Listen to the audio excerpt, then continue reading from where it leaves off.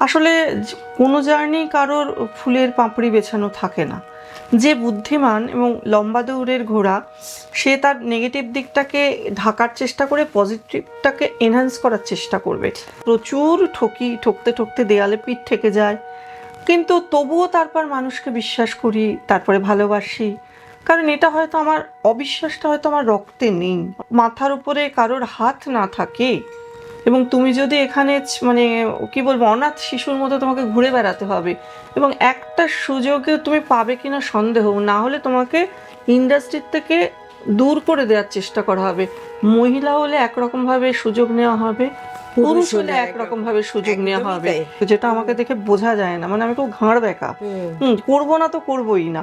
নবনীতা দেবসেন যখন আমাকে নিয়ে লিখছেন ভালোবাসা লেখাতে, যে আমার গান নিয়ে আমাকে নিয়ে, আমি কোনোদিন ভাবিনি যে তিনি আমাকে এত ভালোবাসবেন, এত স্নেহ করবেন। সুনীল গঙ্গোপাধ্যায় যখন আমার গান শুনতে চাইছেন ফোন করে, যে তো তোমার অনুষ্ঠান কবে দেখা, মানে এদের লেখা পড়ে আমি বড় হয়েছি। আর আমি যেহেতু পড়ুয়া মানুষ, সুতরাং এদের এই অ্যাপ্রিসিয়েশনটা আমাকে এগিয়ে যেতে সাহায্য করেছে। তোমার থেকে হয়তো কম গুণের বা কম যোগ্যতার কেউ সেই কাজটা পেয়ে যাচ্ছে, সেটা এখনো হচ্ছে, স্টিল নাও হয়। হ্যাঁ, এবং আমার তো মনে হয় যে আমাদের এখানকার শিল্পীরা এতটাই তারা ভীরু, তারা মিটুর বিরুদ্ধে তারা কেউ মুখ খোলেন না। যদিও আমি ইন্ডাস্ট্রি কারোর সাথে খুব একটা মিশি না, তুই আর দু একজন ছাড়া। দ্বিতীয় কথা, আমার এই বয়সে এসে নিজেকে মনে হয় যে আমি মনে হয় খুব মাথা মোটা বা বোকা। আমরা এদিকে বাড়িতে লক্ষ্মীর পাঁচালিও করি, আবার জিন্স পরেও আমরা কিন্তু ককটেল বারে গিয়ে নাচি। এইটা এখনকার প্রজন্ম কিন্তু সেটা করবে না, ওরা কিন্তু খুব স্পেসিফিক। রিয়েলিটি শো গুলো মানে ভেরি আনরিয়াল রিয়েলিটি শো, কিন্তু সেখানে তো মানে সেগুলো তো ওদের না ঘরকা না ঘাটকা করে দেয়।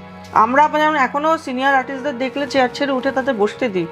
এরা মনে করে তুই কে রে ভাই, এখানে করছিস, তুই কি গান করিস? হ্যাঁ, পঞ্চকবি, সেটা আবার কে খায় না মাথায় দেয়।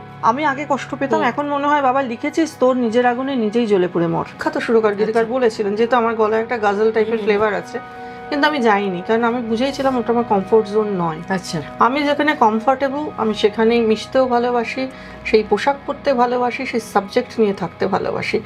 আর নিশ্চয়ই এটা একটা অ্যাটিটিউড মানুষের মনে, মানুষ বলবো না আমি কাউকে, মানুষ আমি সচেতনভাবে বলি, যার মান এবং হুঁশ আছে সে মানুষ।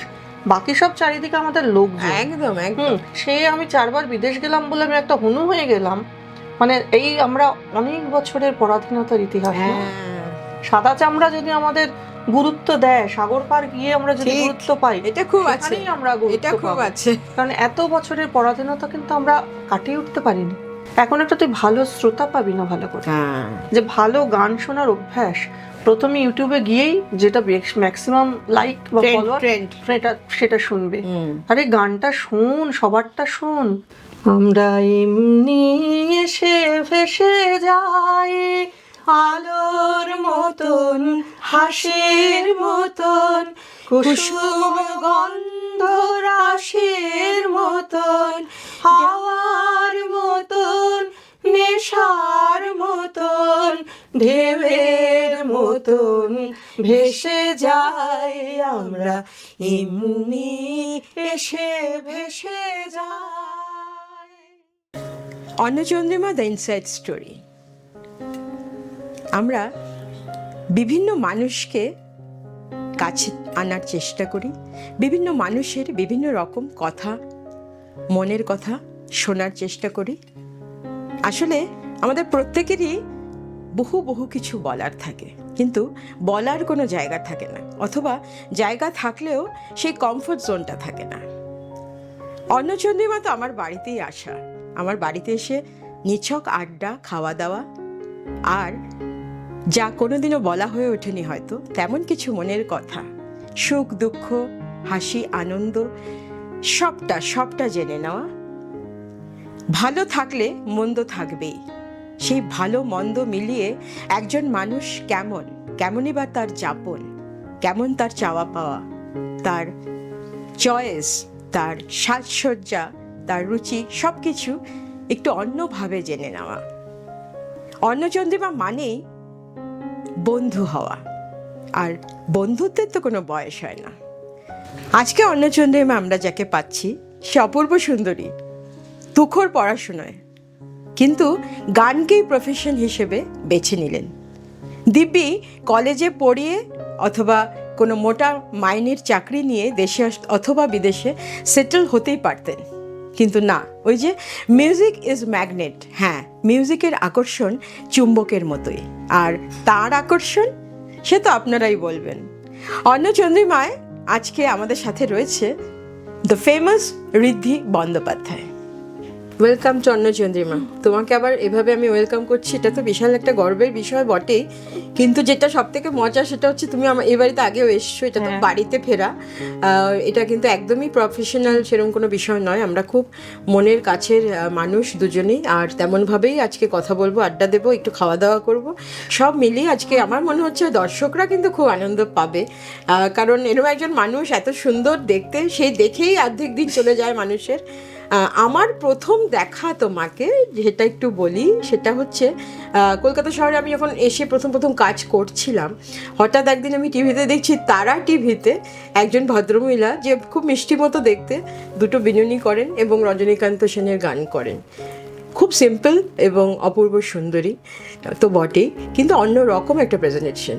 সেই জায়গা থেকে আজকে ঋদ্ধি বন্দ্যোপাধ্যায়কে, সেই যে জার্নিটা তোমার কি মনে হয় যে কেমন ছিল বা কেমনভাবে চেঞ্জ হলে তুমি? হ্যাঁ, তখন একটা হস্টেল করতাম ঠিকই, আমার নয় করে এই জগতে 26 বছর হয়ে গেল।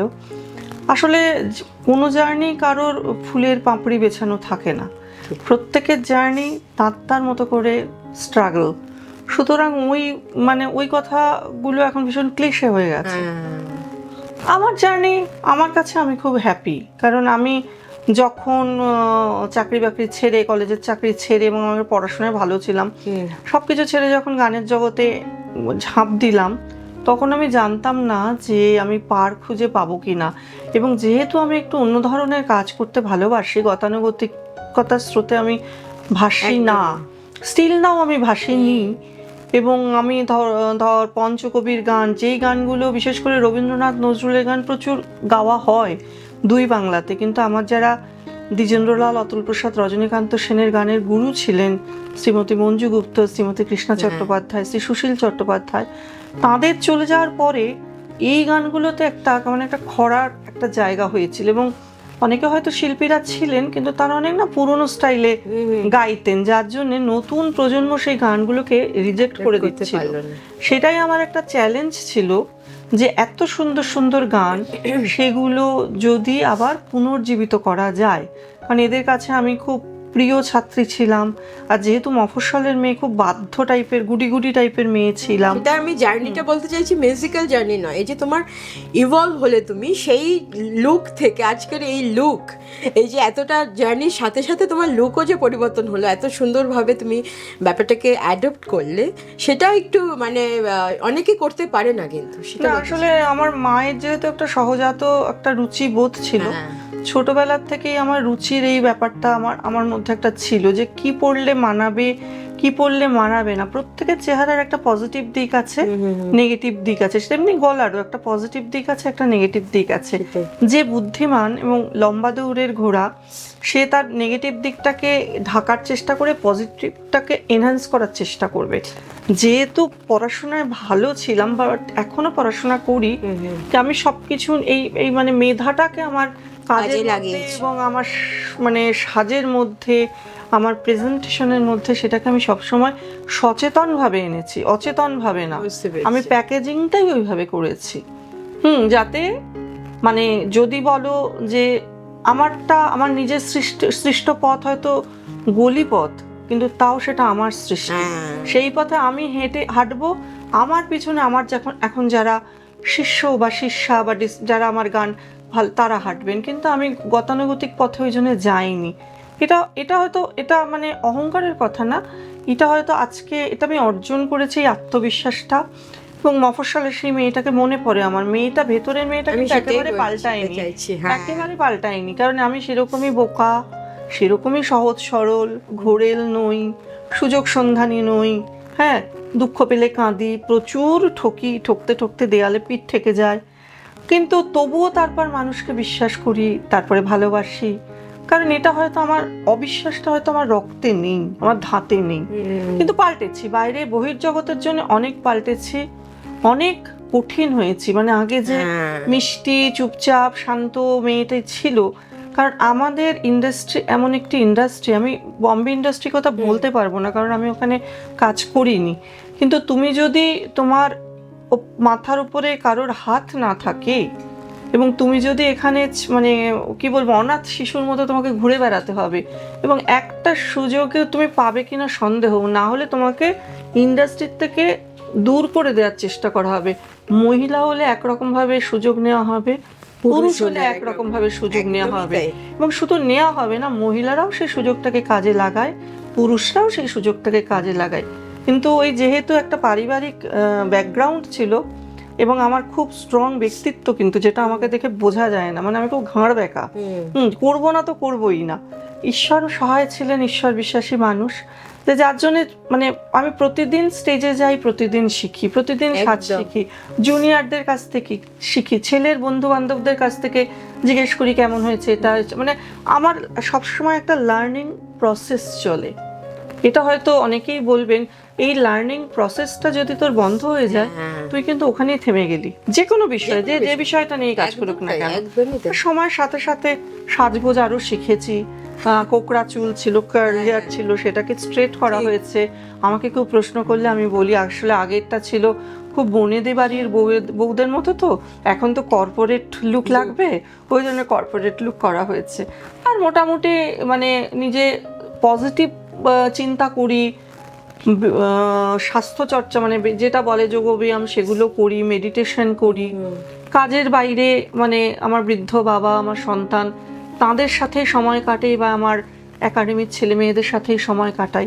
একটা পজিটিভ দৃষ্টিভঙ্গি নিয়ে এগোই বলেই হয়তো বা নিজেকে ঠিকঠাক রাখতে পেরেছি। এই যে তুমি এত পড়াশুনো করলে, এত কিছু তোমার একাডেমিক্স এত ভালো, এত কিছু, তোমার কি মনে হয় যে এই আমরা যে কোনো আর্ট ফর্মে, মিউজিক বলে শুধু না, যে কোনো আর্ট ফর্মে পড়াশুনো করাটা কতটা জরুরি? মানে এখন আমরা যেটা দেখতে পাই, আমার যেন অনেক সময় মনে হয় একটু এডুকেশনের অভাব রয়েছে, অন্য অনেক জায়গায় একটু খামতি দেখা যায়, সেই কথা মানে তার সাথে কথা বললেই বোঝা যায় যে এখানে একটু ঝামেলা আছে, এই যে বিষয়গুলো। কারণ আমরা আজকাল যে রিয়েলিটি শো বা যেখানেই বলো না কেন, যারা যারা যাচ্ছেন তারা তো ওই পড়াশোনাটা তো মাঝপথে ছেড়ে, বা বিভিন্ন বিভিন্ন কারণে হতে পারে, সেটা আমি জানি না সেটা কি, কিন্তু আবার বলছে অনেকে যে সব কিছু একসাথে করা যায় না। কিন্তু আমি দেখেছি তুমি এত ভালো পড়াশোনা করলে, এত এত একাডেমিক ক্যারিয়ার তোমার, তারপরেও তুমি এত সুন্দর এত বছর ধরে গান গাইছো। তো এইটা যদি কেউ কিছু করবে মনে করে, তার প্রায়োরিটি লিস্টটা তাকে তৈরি করে নিতে হবে। 1 নম্বর, হ্যাঁ আমাদের জগতে এখন পড়াশোনা সত্যি খুব অভাব, সেটা কথা বললে বা প্রেজেন্টেশনে সেটা বোঝা যায়, এবং মানে সেটা সত্যি খুব মাঝে মাঝে নিজেকে পীড়া দেয়। আগে আমি অনেক আউটস্পোকেন ছিলাম, ফটফট করে বলে দিতাম, এখন আমি আর অত বলি না, মানে আমি একটু ডিপ্লোম্যাটিক হওয়ার চেষ্টা করি। হ্যাঁ, কিন্তু আমার মনে হয় যে তুমি নিজেকে মানে যদি শিক্ষিত করো, শুধু গান সুরে গাইলাম এবং আরো 10টা কাজ পেলাম, সেটা শিক্ষিত হওয়া নয়। তুমি যদি পরবর্তী প্রজন্মের মনে বেঁচে থাকতে চাও এবং নিজেকে যদি তুমি এই যে গ্রুম করো, তাহলে তোমার পড়াশোনার পরিধি বাড়ানো দরকার যে কোনো বিষয়ে। আগেকার দিনের শিল্পীরা, যিনি নাচের শিল্পী, তিনি গান শুনতেন, নাটক দেখতেন, সিনেমা দেখতেন, সাহিত্য পড়তেন। যিনি গানের শিল্পী তিনি বাকিগুলো দেখতেন। এখনকার শিল্পীরা কোথায় পড়াশোনা করেন বা অন্যের অনুষ্ঠান শোনেন? তারা নিজেরটা হয়ে গেল, তারা উঠে চলে গেলেন সাঙ্গপাঙ্গদের নিয়ে, এবং কখনো কাউকে প্রশংসা করেন না। প্রশংসা করতে এদের ভীষণ কষ্ট, দেখতে ভালো লাগলেও বলবে না, তখন বলবে যে ও বড় বেশি সাজে। আমার নিজের এরকম অভিজ্ঞতা আছে, সিনিয়র কোনো শিল্পী, ওকে আমি পছন্দ করি না, ও ভীষণ সাজে। আমি না তখন এত মুখচোরা ছিলাম, আমি তাকে বলতে পারিনি যে আপনি সাজলেও আমার মতো আপনাকে দেখতে লাগবে না, হ্যাঁ আমি না সাজলেও আপনার থেকে সুন্দর, কারণ ওটা আমি জেনেটিক। আমার মা খুব সুন্দরী ছিলেন, কিন্তু আমি কিন্তু সেই সৌন্দর্য ভাঙিয়ে কোনোদিন কাজ পেতে চাইনি বা এখানে সার্ভাইভ করতে চাইনি। যদি সেটা করতে চাইতাম তাহলে হয়তো আরো অনেক অনেক অনেক অনেক আমার কেরিয়ার গ্রাফটা অনেক অনেক বড় জায়গায় যেত। মানে এখনো যে লড়াই, সেই লড়াইটা হয়তো থাকতো না, কিন্তু ওটা আমার শিক্ষা, আমার পারিবারিক ব্যাকগ্রাউন্ড আমাকে বাধা দিয়েছে। সেই জন্য আমার মনে হয় যে নতুন প্রজন্মের শিল্পীরা আসছে, আমাদের প্রজন্মের শিল্পীরা আছেন, সিনিয়রদের কথা বলার মতো আমার সেই মানে স্পর্ধা নেই। তাঁরা তাঁদের জায়গায় নিজেদের যথেষ্ট প্রতিষ্ঠা করেছেন এবং পরবর্তী প্রজন্ম তাঁদের কথা মনে রাখবে। একজন শিল্পীর বেঁচে থাকার সেটাই হলো পরম লক্ষ্য, যে যদি আমি মৃত্যুর পরেও বেঁচে থাকি। বটে, আর একটু মনে হয় পড়াশোনা করলে নিজে মানে কি হয়, যে বিষয়টাও ভালো বুঝতে পারেন এবং প্রেজেন্টেশনটাও অনেক ওই গতানুগতিক হয়ে যায় না। বুঝতে পেরেছি। আমি যখন কলকাতায় এলাম, তারপরে তখন অল্প অল্প করে কাজ আরম্ভ হয়েছে। ওই তারা টিভিতে গান গাওয়ার একটা স্বপ্ন তখন সকলের তখন তো খুব ভালো ছিল, ভালো ছিল। হ্যাঁ, তো আমারও তেমনই একটা স্বপ্ন, এবং একদিন সত্যি আমি ওই আজ সকালের আমন্ত্রণে গান গাইলাম রিনির সাথে। রিনি সঞ্চালনা করছিলেন। তো এই যে স্বপ্ন পূরণ, ছোট ছোট করে স্বপ্নগুলো পূরণ হতে দেখা। আজকে ঋদ্ধি বন্দ্যোপাধ্যায় দেশে বিদেশে সব জায়গায় কাজ করে। তো তোমার ওই সময় মনে হয়েছিল যে তুমি আজকে এই জায়গায় পৌঁছবে? না, একেবারেই মনে হয়নি। গান খুব ভালোবাসতাম। আচ্ছা, কাকা বিদেশে বিয়ে ঠিক করে রেখেছিল। আচ্ছা, সেখানে বিয়ে করিনি, সেটাও পারিবারিক অনেক মানে তার জন্য অনেক সমস্যার সম্মুখীন হতে হয়েছিল। যেহেতু মধ্যবিত্ত পরিবার, বাবা অধ্যাপক, মা হেডমিস্ট্রেস, সবাই চাইতেন একটা শেল্টার্ড লাইফ, একটা শেল্টার্ড সিকিউর এবং শেল্টার্ড একটা জীবন। হ্যাঁ, কলেজের চাকরি পেলাম স্লেট করে, যে বেলুড়ে কলেজে পড়াতাম, কিন্তু 1 বছরের মধ্যে চাকরিটা ছেড়ে নিয়ে গানের জগতে পুরো ঝাঁপ দিলাম। এবং সেইভাবে আমি কোনোদিনই ভাবিনি যে আমার কোনো স্বপ্ন পূরণ হবে, কারণ যেহেতু একটা স্মল টাউন থেকে এসেছি, হুগলি জেলার, সেখান থেকে ট্রেনে করে গান শিখতে আসতাম, ট্রেনে করে লেডি ব্রেমনে পড়তে আসতাম। সকাল 8টায় বেরোতাম, রাত্রে 8টায় বাড়িতে ঢুকতাম। মা 2টো টিফিন বক্স করে খাবার দিয়ে দিত। কিন্তু এখন মনে হয় তখনই মানে এই স্ট্রাগলটা কি করে করেছি, কিন্তু আবার এটাও মনে হয় এটা করেছি বলেই আজকে এইটুকু জায়গা করতে পেরেছি। আর যেটা ছিল যে আমার গুরুরা আমাকে খুব স্নেহ করতেন, তো যেহেতু আমি খুব চুপচাপ বাধ্য একটা মেয়ে ছিলাম, এখনো হয়তো আছি, ছিলাম বলাটা ভুল হবে, সেই জন্য তারা আমাকে খুব স্নেহ করতেন। আমি কখনো ভাবিনি আমি রেডিও স্টেশনে ঢুকবো। রেডিও স্টেশনে যখন প্রথম পা রাখি আমার রবীন্দ্রনাথের গানের শিক্ষিকা শ্রীমতী বাণী ঠাকুরের সাথে, আমার মনে হয়েছিল এই সিঁড়ি দিয়ে কত কত মানুষ নেমেছেন, সেখানে আমি পা রাখছি। এবং আমাদের এই রোমাঞ্চটা স্মল টাউনের ছেলে মেয়েদের কিন্তু অন্যরকম, কারণ আমরা এদের দূর জগতের মানে আকাশের তারা হিসেবে এদের দেখেছি।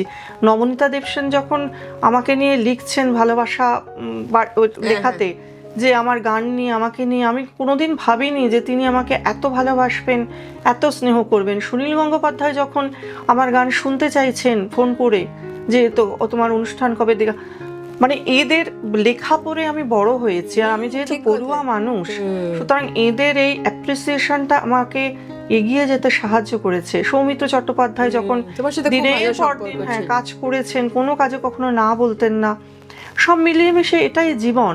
আনন্দ পুরস্কারে গান গাইলাম, আনন্দ পুরস্কারে নয় ন্যাশনাল লেভেলের সমস্ত আর্টিস্ট গেয়েছেন, না হলে অনেক সিনিয়র, প্রচুর সিনিয়র 2-1জন গিয়েছেন, কিন্তু তারা কলকাতার আর্টিস্টদের খুব একটা, তখন আমি 2019-এ গিয়েছিলাম, যেদিন যখন আমাকে 1 বছর আগে ফোনটা এসেছিল ওখানকার প্রাইম পার্সনের কাছ থেকে, আমি তখন সিনেমা দেখছিলাম, আমি খুব একা সিনেমা দেখি।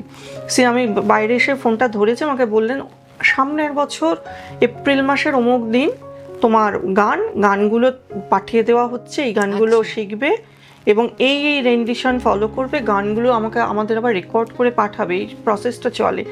আমি না সিনেমা হলে সত্যি কথা বলতে কি, আমি মানে ইন্টারভেলে বেরিয়ে আমি বাথরুমে ঢুকে হাওয়া করে কেঁদেছিলাম। এটাই তো স্বপ্ন পূরণ। এই যে বলছি তুমি এক এক করে, মানে আজকেও আমার চোখে জল আসে, কারণ বিকজ আমি ইমোশনাল মানুষ। যে আমি কোনোদিন ভাবিনি যে যেখানে বালমুরলী কৃষ্ণজি, শুভা মুদগাল, রশিদ খায়ের মতো শিল্পীরা গেয়ে গেছেন, সেই একই মঞ্চে গ্র্যান্ড হোটেলের সেই বলরুমে আমি এই সব মানুষদের সামনে গাইবো। জয় গোস্বামী পরের দিন আমার বিশাল করে আমার সম্পর্কে লিখবেন, শীর্ষেন্দু মুখোপাধ্যায়, আমি সত্যি কোনোদিন ভাবিনি, কারণ আমার কিছু পাওয়ারও ছিল না, আমার কিছু হারানোরও ছিল না। এটা বিশাল বড় একটা মানে ফিলোসফি, যার পাওয়ার এবং হারানোর কিছু থাকে না, তার কিন্তু যেটাই পাওয়া হয় সেটাই একটা বিশাল বড় পাওনা বলে মনে হয়। আর আমি একেবারেই ফরেনার, মানে আমরা যারা বাইরের থেকে এসছি, আমাদের সঙ্গীত জগতে কোনো গডফাদার বা গডমাদার নেই, তাদের কিন্তু লড়াইটা তারা নিজেরাই জানে, যে দিনের পর দিন রাতের পর রাত চোখের জলে বালিশ ভেজে আবার তারপর উঠে, এখন তো না হয় মানে বললাম তো হাড়গুলো শক্ত হয়ে গেছে, কিন্তু প্রথম প্রথম যখন একদম নরম মন ছিল, বিভিন্ন আচরণে অন্যায়ভাবে যখন গান অনুষ্ঠান দেওয়া হচ্ছে না, কেটে দেওয়া হচ্ছে, অনেক এজেন্ডা বেস প্রপোজাল আসছে, হ্যাঁ মেয়েদের তো অনেক রকম হ্যাঁ, সমস্যা হ্যাঁ, আছে, একদমই তাই। ছেলেদেরও আছে, হ্যাঁ। কিন্তু সেগুলো তুমি তাদের সাথে কম্প্রোমাইজ করতে পারছো না, তার মানে তুমি কাজটা পাচ্ছ না। তোমার থেকে হয়তো কম গুণের বা কম যোগ্যতার কেউ সেই কাজটা পেয়ে যাচ্ছে, সেটা এখনো হচ্ছে, স্টিল নাও হয়। হ্যাঁ, হ্যাঁ, সেটা তো এবং আমার তো মনে হয় যে আমাদের এখানকার শিল্পীরা এতটাই তারা ভীরু, তারা মিটুর বিরুদ্ধে তারা কেউ মুখ খোলেন না। এটা কিন্তু বম্বে ইন্ডাস্ট্রিতে কখনো হয় না, কারণ ওই যে বাঙালিদের আস্তে আস্তে শিরদাঁড়ার জায়গায়, মানে আমার মনে হয় শিরদাঁড়াটা নেই। এই যে বললেই তুমি নষ্ট মেয়ে, তোমাকে কেন বলছে, অন্য আমাকে কাউকে তো তো বলে বলছে না, না, আমি তো হ্যাঁ। সতী, এটা খুব আমি তো আয়নার সামনে দাঁড়িয়ে আমি তো সতী, হ্যাঁ, কিন্তু ওকে বলছে তার মানে ও নষ্ট, খারাপ, নোংরা, ঠিক। খারাপ মেয়ে। ঠিক। এই জিনিসটা, এই যে জাজ করাটা, এবং বাঙালিদের মানে অনেক যেমন গুণও আছে, তিনটে মহৎ দোষ আছে, একটা হচ্ছে ঈর্ষাপরায়ণ, দ্বিতীয় হচ্ছে কুড়ে, আর দুনিয়া শুধু লোককে জাজ করে। একদম, মানে আমি অন্যের সমালোচনা করার সময়টা যদি নিজেকে গ্রুম করি, তাহলে কিন্তু আমার অনেক ইমপ্রুভমেন্ট হবে। একদম, এটা তো আমরা যত দিন যাচ্ছে তত বেশি দেখতে পাচ্ছি। একদমই।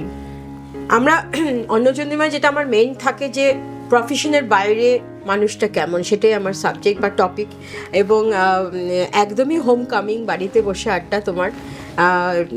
শুধু তাই নয় যে আমরা সারাক্ষণই বলি না যে আমরা মানুষ হতে চাই, আমি মানুষ হতে চাই, এটা আমরা খুব কমনলি বলে ফেলি, কিন্তু মানুষ হওয়াটা যে কত কঠিন সেটা আমরা যারা মানুষ হতে চেষ্টা করছি তারা সব থেকে বেশি ভালো জানি। মানুষ রীতি বন্দ্যোপাধ্যায়কে একটু জানবো। মানুষ হতে চাই, এটা মনে হয় কথার কথাই বেশিরভাগ বলেন, হ্যাঁ। কারণ একটা নিজেকে প্রতিদিন নিজেকে সেলফ অ্যানালিসিস করা উচিত। আমি কিন্তু ভুল করলে আমি কিন্তু আমার ছাত্রছাত্রীকেও সরি বলি, আমি আমার ছেলেকেও সরি বলি, এবং আমার ছেলে হয়তো, আমার ছেলে এখনকার ছেলে, তার দৃষ্টিভঙ্গি একটু অন্যরকম। অনবরত কিন্তু আমরা প্রসেসের মধ্যে থাকি যে কি করে নিজের বাকি দিনগুলো আরো সুন্দর করে সঠিকভাবে চালনা করতে পারি। ওই মানে একে কামড়াচ্ছি, ওকে হিংসা করছি, ওর নামে বদনাম করছি। আমাকে একজন বলেছিলেন খুব মানে সুন্দর করে, একজন খুব আমাদের বাংলারই একজন নামী শিল্পী সম্পর্কে, ও এত কাজ পায় কারণ ও প্রচুর কম্প্রোমাইজ করে। আমি বললাম যে কম্প্রোমাইজটাই হয়তো ভালো করে করে, আপনি হয়তো সেটা পারেন না। বলেছো? হ্যাঁ, এইটা বলাটা মানে এখন আমার তো মনে হয় মানে এই যে নিন্দাটা, আমি কিন্তু আমার কাছে ধরো 2-3 জনের কাছে গান শেখে, এরকম স্টুডেন্ট আসে, তারা প্রথমেই এসে অন্য শিল্পীদের নামে কিছু বলতে শুরু করে। আমি বললাম তার স্টেজ নেওয়াটা দেখো, আর এখানে কোনো ওসব নিন্দামন্দ হয় না, তার ভালোটা শেখো, প্রত্যেকের মধ্যে ভালো আছে। একটা মেয়ে কিংবা একটা ছেলে দাপিয়ে সে কাজ করছে, আমি তার পজিটিভ দিকটার থেকে নিয়ে আমি নিজেকে শিখবো। আজ আমি যখন প্রথম গান গাইতে উঠেছি স্টেজে, আমি প্রচণ্ড শাই, ভীতু, স্টেজ ফ্রাইটওয়ালা একটা মেয়ে ছিলাম। আমি ঘোঁত মেরে উঠতাম, গান গাইতাম, নেমে যেতাম, কোনো কথা নয়। সেই আজকে আমি দেশে বিদেশে ফাটিয়ে অপেরা করছি।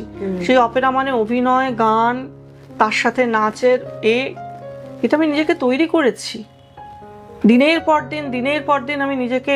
কারণ আমি জানতাম যে আমি যদি এইটুকু জমি ছেড়ে দিই না, আমাকে বাংলা বাজারের দাদা দিদিরা আউট করে দেবে। এই বাংলা বাজার কথাটা খুব প্রচলিত এখন, কবি মহলে তো বটে এবং সঙ্গীত মহলেও বটে। লবি, তারপর ফ্রাস্ট্রেশন, তারপর এই যে তুমি বলছো যে মানুষকে মানুষ বলে মনে না করা, অনেক সময় আমিও দেখেছি। এবং শুধু তাই নয়, আরেকটা জিনিস যেটা খুব হয় সেটা হচ্ছে যে কারুর প্রশংসা কেউ আমরা করতে পারি না মিউজিক ইন্ডাস্ট্রিতে, সেটা খুব দুঃখজনক এক এক সময় হয়ে দাঁড়ায়। এইরকম জিনিসগুলো তোমার কি মনে হয় যে কেন এগুলো এত বেশি হচ্ছে? আগেও কি এরকম ছিল? মানে আগের লোকেরা না, আগে এরকম ছিল না এতটা, কারণ আগে প্রত্যেক শিল্পী, যে আমাদের আগের যুগে যেসব স্টলওয়ার্ডরা ছিলেন, তারা প্রত্যেকের প্রতি একটা শ্রদ্ধা ছিল। এখন আমরা আমাদের সমাজ, সংসার সবকিছুর থেকে কিন্তু রেসপেক্ট জিনিসটা, শ্রদ্ধা জিনিসটা নেই। কেউ তো কারোর গানই শোনে না, নাচের শিল্পীরা কেউ কারোর নাচই দেখে না, সাহিত্য যারা কর্মী তারা কেউ কারোর সাহিত্য পড়ে না, তাহলে তারা অ্যাপ্রিসিয়েট করবে কি করে? আগে তো তাকে শুনতে হবে, 1 ঘন্টা অন্তত তার একটা অনুষ্ঠান গিয়ে দেখতে হবে, সেখানে তুমি যত নিজের পরিধিটা ছোট করবে কুপমণ্ডুকের মতো, তখন পরস্পরের মানে হাতে চাপড়ানি ছাড়া আর কোনো উপায় থাকবে না। এবং এই মনোপলি করতে করতে সমস্ত ক্ষেত্রে বাংলার কিন্তু আজকে যে এই যে দেয়ালে পিঠ থেকে গেছে। ধরো আমি মিউজিক ইন্ডাস্ট্রির মানুষ, যদিও আমি ইন্ডাস্ট্রি কারোর সাথে খুব একটা মিশি না, তুই আর দু একজন ছাড়া, কারণ আমি ভয় পাই। কারণ আমি প্রথম কথা খুব কথা সোজাভাবে বলি, দ্বিতীয় কথা আমার এই বয়সে এসে নিজেকে মনে হয় যে আমি মনে হয় খুব মাথা মোটা বা বোকা কিংবা বেশি সরল, যেটা আমার মানে কাজের ক্ষেত্রে হয়তো ক্ষতি হয়, যে জন্য আমি মিশি না। দেখা হলে হাই হ্যালো ওইটুকুই। কিন্তু তবুও তো আমি মিউজিক ইন্ডাস্ট্রির মানুষ, আমি সারা বছর দেশে বিদেশে এত কাজ করি, ইন্ডিয়ান এম্বাসির এত কাজ করি। কিন্তু আমার মনে হয় যে এই মনোপলি করে রাখা, কাউকে উঠতে দেব না, নতুন গলাকে সুযোগ দেব না, এগুলো কিন্তু আস্তে আস্তে আমাদের নিজেদেরই ক্ষতি করেছে তো। এবং শুধু ক্ষতি না, এত বড় ক্ষতি যেটা এই মুহূর্তে দাঁড়িয়ে আমি দেখতে পাই আমাদের এখানে অ্যাটলিস্ট কলকাতায় বা বাংলার যদি আমি বলি ইন্ডাস্ট্রি, কয়েকজন মুষ্টিমেয় লোকই শুধু কাজ করে, বাদ বাকি তারা মাসে তাদের মাথার উপর বিভিন্ন জনের হাত আছে, তারা কাজটা পাইয়ে দেয়। আমার নিজের জীবনে হয়েছে 2016-তে বাইরের অনুষ্ঠান, একজন সিনিয়র শিল্পীকে জিজ্ঞেস করেছে, মানে অর্গানাইজাররা বলেছে না ও তো দুটো গানের শিল্পী, দুটোর বেশি গান গাইতে পারবে না, বলে তিনি তার পছন্দের মানুষটিকে সেখানে ঢুকিয়ে দিয়েছেন। পরে অর্গানাইজার যখন আমাকে বলছে আমি চুপ করে রইলাম। পরে যখন তিনি বঙ্গ সম্মেলনে এসে আমার অনুষ্ঠান শুনলেন, তখন আমি বললাম দেখলেন তো আমি দুটো গানের শিল্পী। বললেন বুঝতেই তো পারি, কিন্তু এই যে জিনিসগুলো, এই যে কাচি করা যে জিনিসটাকে বলে, এই যে কাচি করা জিনিসটা, আমি যেহেতু খুব ঈশ্বর বিশ্বাসী মানুষ, আমি মনে করি আমি যদি কাউকে কাচি করি না, আমার সন্তানের সাথেও সেই কাচিটা হবে। সুতরাং এই জিনিসটা ভেবে যদি তুমি এগোও, তাহলে কিন্তু তুমি অনেক কিছু করতে বিরত থাকবে। কিন্তু এইগুলো আমরা প্রতি পদে পদে, আমার ধারণা তোকেও কোনো পদে পদে আমরা বলি না, বলার জায়গাই থাকে না। এবং শুধু বলার জায়গা থাকলেও হয়তো আমার কথা কে শুনবে, এরকম একটা বিষয় মনে হয়। আমিও খুব লিমিটেড এবং সিলেক্টেড, তুমি জানোই আমার কাজও সিলেক্টিভ খুব। কিন্তু প্রচুর এরকম হয়েছে যে আমি দেখেছি যে চারটে মুখী সমানে কাজ পেয়ে যাচ্ছে। সমস্ত তুমি দেখো বড় বড় মেলা যেসব হয়, যে সব একদম ফিক্সড আর্টিস্ট, তাদের বাইরে কেউ নেই। কেন কলকাতা শহরে পশ্চিমবঙ্গে এত শিল্পী আছে, আমার কথা হচ্ছে সুযোগ দাও। সে যদি ফেল করে তুমি তাকে দিও না, তুমি সুযোগটা তো দিচ্ছ না। আমার নিজের তো ইচ্ছা আছে, যেহেতু আমার প্রোডাকশন হাউস মতন একটা ছোট মতন করেছি, নতুন গলা, মানে 2026 থেকে আগেও আমি এনেছি, কিন্তু আমি বেশ ভালো করে সেগুলো তাদের আনবো, যে নতুন ছেলে নতুন মেয়ে আসুক, নাহলে ইন্ডাস্ট্রি থাকবে না। ঠিক সবার কিন্তু, আমাদের কিন্তু আস্তে আস্তে বয়স হচ্ছে। আর যতই বলি না কেন আমার 35 বছর পার হয়নি, তা কিন্তু নয়। ঠিক, কারণ আমাদের ছেলে মেয়েরাই আজকে 25-26 বছরের হয়ে গেছে একদম। আর সুতরাং সবাই নয় মিড 40s নয় 50s এরকম যাচ্ছে। কতদিন একটা বাঙালি ট্রপিক্যাল কান্ট্রির মেয়ে কতদিন মানে স্বাস্থ্য রেখে, গলা ঠিক রেখে, এবং সব থেকে বড় কথা যেটা মানে বিট্রে করে, শরীরটা বিট্রে করে। সুতরাং বুদ্ধিমানের কাজ হচ্ছে ভালো ভালো গলাকে আনো, তাদের প্রেজেন্ট করো, যেটা বিদেশে হয়, যেটা বম্বেতে অনুরাগ কাশ্যপ করে থাকেন। এই যে এত ডিরেক্টর, এত প্রডিউসার, এত অ্যাক্টর তার জন্য এসেছে ইন্ডাস্ট্রিতে, সেই লড়াইটা তো তার কম ছিল না, যার জন্য সে বম্বে ইন্ডাস্ট্রি ছেড়ে আজকে তিনি মানে সাউথে থাকেন, কারণ উনি পছন্দ করেন না বম্বে ইন্ডাস্ট্রি। কিন্তু এই যে কাজটা করে গেছেন নীরবে, আজকে তিনি একটা কাল্ট। হ্যাঁ, কিন্তু সেই কাল্টটা তো অন্য কেউ হতে পারতো যাদের অঢেল পয়সা ছিল। তেমনি মিউজিক ইন্ডাস্ট্রিতেও সেরকম কাল্ট, কিন্তু যাদের অনেক ক্ষমতা, একটা ফোনে অনেকে কাজ পেতে পারে, কিন্তু ওই সকাল থেকে তাকে নয় ফোন ঘোরাতে হবে, নাহলে তেল দিতে হবে। একদম, এই তেলটা দিতে খুব মানে ভালোকে ভালো বলবো, তো সকাল থেকে মানে আমি ফোন ঘোরাবো কেন? তার তো আমি রেওয়াজ করবো, আমি বই পড়বো, আমি ভালো ফিল্ম দেখবো, আমি আমার ফ্যামিলির সাথে কাটাবো, তাই না? একদম ঠিক কথা। এই জিনিসগুলো তো দিন দিন বাড়ছে। আর আমার মনে হয় যে আমি কোথাও একটা খুব রিলেট করতে কম পারি আজকাল মানুষের সাথে। আমার সকলকেই কেমন একটা মেকি মনে হয়, এবং প্রত্যেকেই মনে হয় খুব আর্টিফিশিয়াল। তাদের লুক বলো, তাদের কথাবার্তা এবং তাদের ব্যবহার, খুব একটা আমি রিলেট করতে পারি না। তবে যাকে আমি রিলেট করতে পারি সেসব মানুষের সাথে থাকি। তোমার আর আমার বহু দিনের সম্পর্ক, এবং আমরা খুব সুইট মেমোরিজ ক্যারি করি দুজনে। গিয়েছিলাম তোর হ্যাঁ, আমরা একটা মাউন্টেন মিউজিক ফেস্টিভ্যালে একটাতে গেছিলাম, সেখানে একসাথে একই রুম শেয়ার করে খুব মজা এবং হয়েছিল। দিদি সমানে মানে আমাদের যে সুদীপ্ত আমাদের খুব বন্ধু, এটা বলাই বাহুল্য। তো সুদীপ্তকে বলা ছিল যে আমার রুম যদি শেয়ার করি তাহলে চন্দ্রিমার সাথেই আমি শেয়ার করতে পারবো। তো এটা আমার কাছে একটা বড় পাওনা। রুম কারোর সাথে শেয়ার করতে পারি না, কিন্তু ওইটা আমাদের খুব মজার একটা স্মৃতি ওটা। এরকম আরেকটা স্মৃতি হচ্ছিল, আমি একবার ইউকেতে অনুষ্ঠান করতে গেছিলাম, সেখানে একই তোমার মতোই আমাদের ফাতেমাতুজ জোহরা, এগেইন বিখ্যাত শিল্পী বাংলাদেশে, ওনার সাথে 15 দিন একসাথে ছিলাম আমরা একটা মানে মোটেলে। তো সেটা দুর্ধর্ষ একটা অভিজ্ঞতা, এবং নজরুলগীতি গেয়ে যে এত মানুষের কাছে পৌঁছানো যায় সেটা আমি প্রথম সেই দেখেছিলাম। খুব জনপ্রিয় শিল্পী এবং খুব সিনিয়র শিল্পী, খুব সুন্দরী, অপূর্ব সাজ। ওটাই বলছি, তোমার সাথে খুব রিলেট করতে পারি।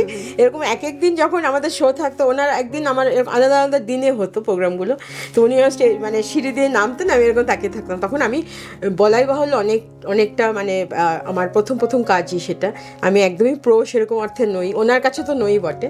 তো এরকম দেখতাম, এত অপূর্ব সাজ পোশাক, এত চয়েস ভালো, আর খুব আমরা রাতে 2-3 অব্দি গল্প, ওই সময়টা আমার খুব আমার মনে আছে বম্বেতে ওনার সাথে আমি কাটিয়েছি। আর আমি তো বাংলাদেশে প্রচুর শো করতাম, মানে আগেকার এখনকার থেকে আগে, এবং আমি প্রচুর বাংলাদেশ যেতাম। আমি খুব জনপ্রিয় ওখানে, আমি প্রচন্ড, মানে আমি রেস্টুরেন্টে ঢুকলে আমার গান বাজবে। হ্যাঁ, তারপরে এরা যেই আমি এয়ারপোর্টে নামবো সবাই জিজ্ঞেস করবে দিদি কবে কবে, আপা কবে অনুষ্ঠান আছে, যাবো, এরকম একটা। কারণ যেহেতু ওরাই বাংলা, আমি যে ধারার গানগুলো করি ওরা খুব শোনেন। হ্যাঁ, সেইখানে আমার প্রচুর এসব মানে এই ফাতেমাদি এরকম সবার সাথে আমার খুব ভালো যোগাযোগ ছিল। কিন্তু এখন বর্তমানে একটু আমাদের এতে একটু ভাটা পড়েছে। আশা করি, আমি আশাবাদী মানুষ, এগুলো সবই ঠিক হয়ে যাবে। ওটা একটা দুঃখের জায়গা তো বটেই বাংলাদেশ আমাদের। আর বাংলাদেশ আমার শাড়ি কেনার জায়গা। হ্যাঁ, শাড়ি, তারপর অপূর্ব সব খাওয়া দাওয়া, তারপরে বন্ধু বৎসল তারা প্রচুর বন্ধু বান্ধব, আমারও প্রচুর বন্ধু বান্ধব বাংলাদেশে। তো যাই হোক, আমরা হয়তো কোনো একদিন আবার ঠিক হয়ে যাবে, এই আশা নিয়েই তো থাকা। আমরা আসলে আশায় বেঁচে থাকি।